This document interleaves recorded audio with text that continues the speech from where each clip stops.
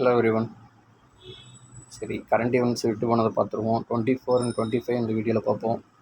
சரி, ஃபஸ்ட்டு பாருங்கள், பார்லிமெண்ட்டில் வந்து ஒவ்வொரு எம்பிஸாக வந்து பதவி பிரமாணம் எடுத்துகிட்டு இருக்காங்க.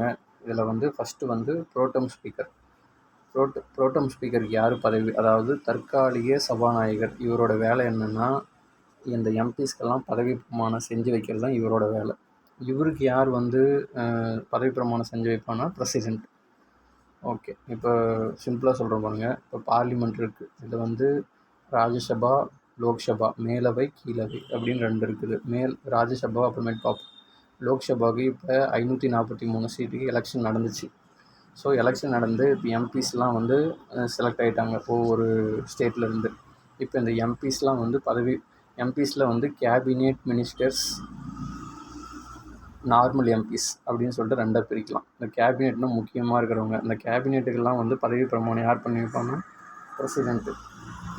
எம்பிஸ்க்கெல்லாம் பதவி பிரமாணம் செஞ்சு வைக்கிறது ப்ரோட்டம் ஸ்பீக்கர், அதாவது தற்காலிக சபாநாயகர். ஸோ அவர் தான் இப்போ வந்து பண்ணி வச்சிட்ருக்காரு.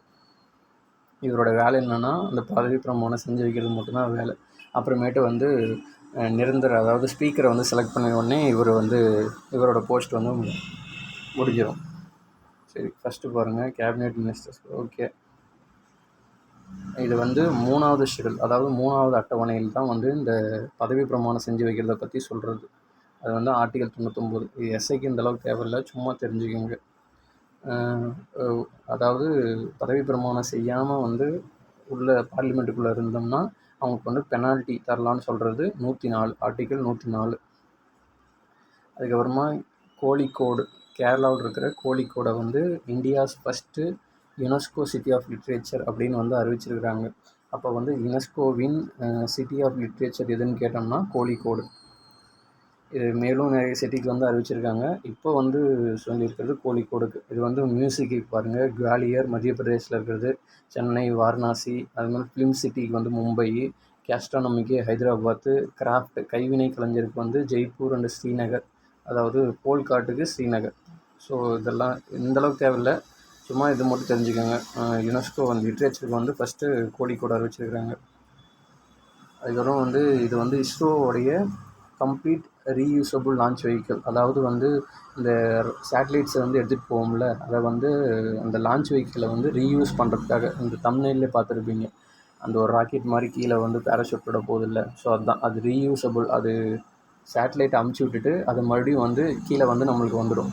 ஸோ இத்தனை நாள் வந்து அது கடலில் போட்டுருவோம், இல்லை எங்கேயாவது வந்து போயிடும். ஸோ இப்போ வந்து அது ரீயூஸ் பண்ணுறதுக்காக வந்து ஒரு திட்டம் வந்து தீட்டியிருக்காங்க. அது பேர் என்னென்னா புஷ்பக். இப்போ கொஷின் எப்படி கேட்கலாம், இஸ்ரோவுடைய ரீயூசபிள் லான்ச் வெஹிக்கிளோடைய பேர் என்ன அப்படின்னு கேட்டாங்கன்னா புஷ்பக். போன டைம் வந்து இதே மாதிரி கொஷின் தான் வந்து எஸ்ஏல கேட்டிருந்தாங்க. அதாவது ககன்யான் மிஷனில் வந்து ஒரு லேடி ரோபோட் ஒன்று அனுப்புகிறோம்ல, அதோட பேர் என்னன்னு கேட்டாங்க. ஸோ வாயுமித்ரா. அதே மாதிரி இந்த கொஷின் வந்து கேட்க வாய்ப்பு இருக்குது. அதுக்குமேட்டு க்ளவுட் பஸ்ட் அப்படின்னா வந்து இந்த வான வெடிப்புன்னு சொல்லுவாங்கள்ல, மேக வெடிப்புன்னுவாங்கள்ல. அதாவது ஒரு மணி நேரத்துக்கு 100 மில்லிமீட்டருக்கு அதிகமாக மழை பெஞ்சிச்சுன்னா அங்கே வந்து மேக வெடிப்புன்னு சொல்லுவாங்க. ஸோ அது எங்கே இப்போ நடந்திருக்குன்னா அருணாச்சல் பிரதேஷ் இட்டாநகரில் வந்து நடந்திருக்கு. அடுத்து 25ஆம் பாருங்கள், எமர்ஜென்சி. அதாவது வந்து இப்போது ஒரு பஞ்சாயத்து போயிட்டுருக்கு. காங்கிரஸ் வந்து கான்ஸ்டியூஷன் புக்கவே கையில் வச்சுட்டு அலைகிறாங்க. எதுக்குன்னா அது மாதிரி பாஜக வந்து, அதாவது மோடி வந்து அரசியலமைப்பே வந்து மதிக்கிறதில்ல அப்படின்னு சொல்லிட்டு ஒரு பஞ்சாயத்து. ஸோ அதனால் வந்து மோடி அவர்கள் வந்து ஒரு இதை பேசியிருக்காப்புல, எமர்ஜென்சி வந்து இந்திரா காந்தி அறிவித்து இன்றைக்கி இதோட 49 வருஷம் ஆயிடுச்சு, 49th டே அப்படின்ற மாதிரி வந்து அறிவிச்சிருக்காரு. அது எப்போ அறிவிச்சதுன்னா 25 ஜூன். அப்போ எமர்ஜென்சி எப்போ அறிவித்த தேதி என்னென்னு கேட்டோம்னா 25 ஜூன் 1975.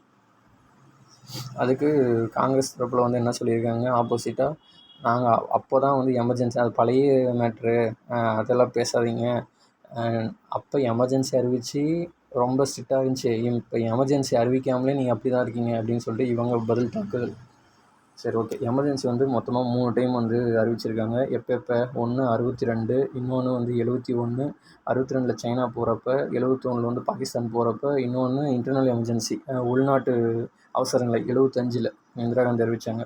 ஸோ 3 டைம் அறிவிச்சிருக்காங்க. ஸ்டேட் எமர்ஜென்சி அதே மாதிரி தான் நிறைய முறை அறிவிச்சிருப்பாங்க. அதில் வந்து ஃபஸ்ட்டு அறிவித்தது வந்து பஞ்சாபில். அதுமேட்டு நம்ம தமிழ்நாடு சட்டசபையில் வந்து அக்டோபர் 12 வந்து செம்மொழி திருநாள்னு வந்து இனிமேல் கொண்டாடலான்னு வந்து சொல்லியிருக்காங்க.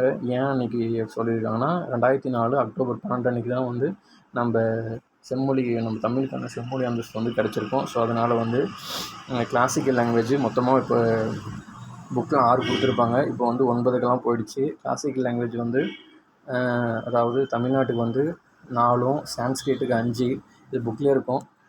அப்படியே போனோம்னா தெலுங்கு 8, கன்னடா 8, கேரளா அதாவது மலையாளம் 13, அப்புறமேட்டு ஒரிசா 14 இருக்கும். ஸ்கிரிப்டில் 16 இருக்கும்.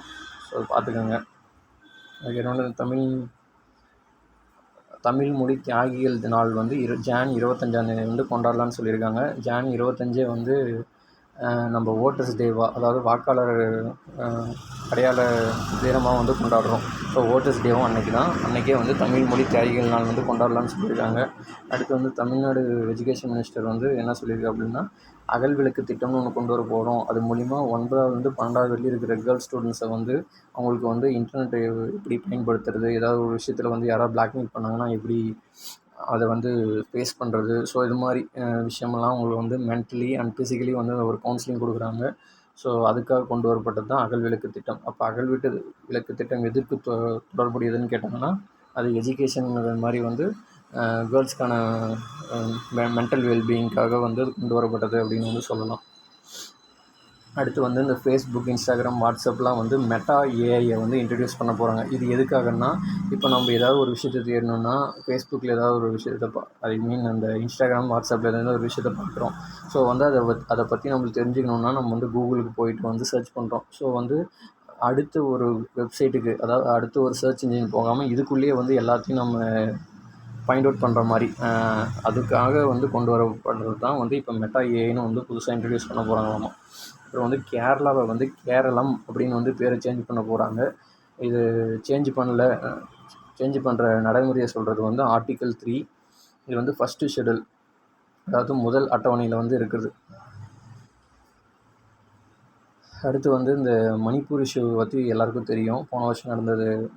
ஸோ அவங்க வந்து இந்த குக்கி இன மக்கள் வந்து எங்களுக்கு வந்து யூனியன் டெரிட்டரியாக மாற்றிடுங்க, எங்களுடைய குக்கி இன மக்கள்லாம் சேர்த்து வச்சு யூனியன் டெரிட்டரியாக மாற்றிடுங்க அப்படின்னு சொல்லிட்டு வந்து ஒரு வேண்டுதல் வச்சுருக்காங்க. அந்த யூனியன் டெரிட்டரியாக மாற்ற முடியும் அப்படின்ற அந்த இதை சொல்கிறது வந்து ஆர்டிக்கல் 239A. அப்புறம் நம்ம தமிழ்நாட்டில் வந்து சந்துரு கமிட்டி வந்து போட்டாங்க. எதுக்குன்னா, ஸ்கூலில் வந்து இந்த ஜாதி ரீதியான பிரச்சனை வந்து எதனால் வருது என்னன்னு சொல்லிட்டு ஒரு ஸ்டடி பண்ணுறதுக்காக போடப்பட்ட கமிட்டி தான் வந்து சந்துரு கமிட்டி. அடுத்து வந்து இந்த அகழாய்வு வந்து மேற்கொண்டுட்ருக்காங்க. அதில் வந்து கிருஷ்ணகிரி இருக்கிற சென்னனூர் அப்படின்ற இடத்துல வந்து ஒரு கோடாரியும் வந்து வேம்பக்கோட்டையில் வந்து டெரக்கோட்டா ஃபிகர், அதாவது சுடுமண் சிற்பங்கள் அப்படி வந்து கிடச்சிருக்கு. இப்போ கிருஷ்ணகிரியில் வந்து சென்னனூர் அகழாய்வு எதற்கு தொடர்புன்னு கேட்டாங்கன்னா கிருஷ்ணகிரி அப்படின்ற மாதிரி. அப்புறம் இப்போது நம்ம சட்டசபையில் வந்து ஜாதிவாரி கணக்கெடுப்பு நடத்தணும் அப்படின்னு வந்து ஒரு ரெசல்யூஷன் பாஸ் பண்ணியிருக்காங்க. ஏற்கனவே ஜாதிவாரி கணக்கெடுப்பு எங்கே நடந்திருக்குன்னா பீகாரில் நடந்திருக்கு.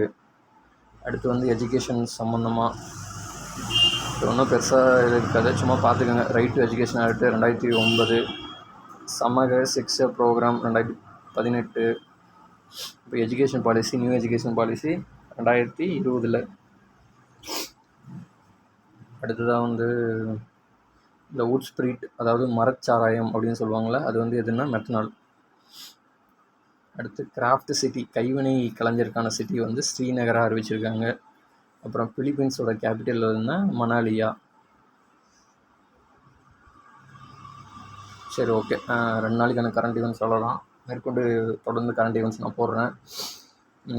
இதை ஒரு பேசிக்காக வந்து எடுத்துக்கோங்க. நான் இதை சொல்கிறதுல ஏதாவது கன்ஃபார்ம் ஒரு 3-4 கொஷின் மாட்டோம். ஸோ இது ஓகேவா, இல்லை வேறு ஏதாவது அப்டேட் பண்ணி சொல்லணுமா அப்படின்றது ஏதாவது உங்களுக்கு தேவைன்னா கமெண்ட்டில் பண்ணுங்கள். நான் மேற்கொண்டு இனிமேலுக்கு சொல்லும் போது அப்டேட் பண்ணி சொல்கிறேன். தேங்க்யூ.